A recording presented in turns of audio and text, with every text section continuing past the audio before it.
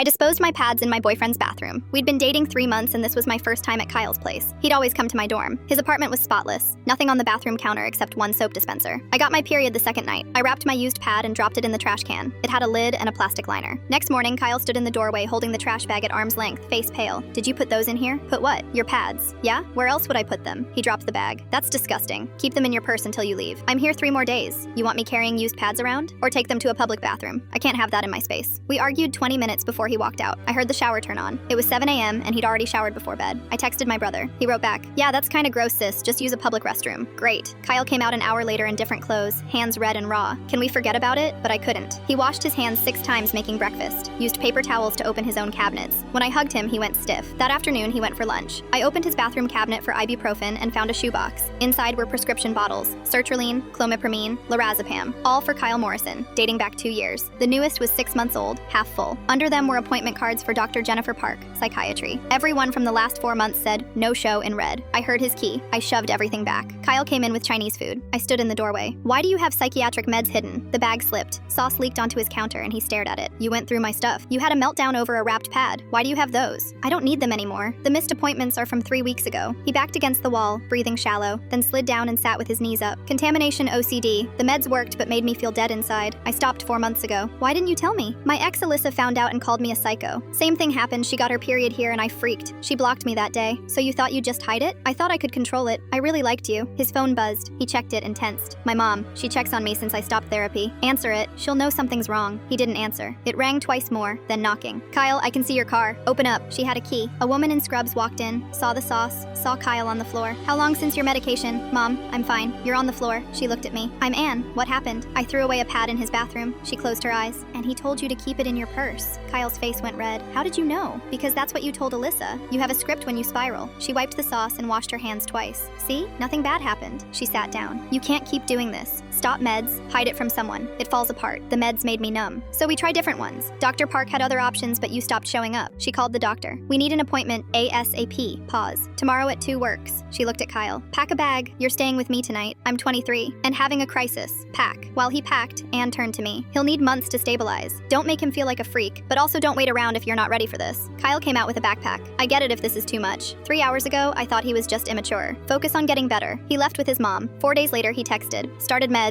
Dr. Park thinks we can find better ones. Mom says I need to focus on treatment before dating. I'm sorry I lied. I was scared of being alone. I wrote back, glad you're getting help. He said, you didn't do anything wrong. The problem was me. I haven't talked to him since.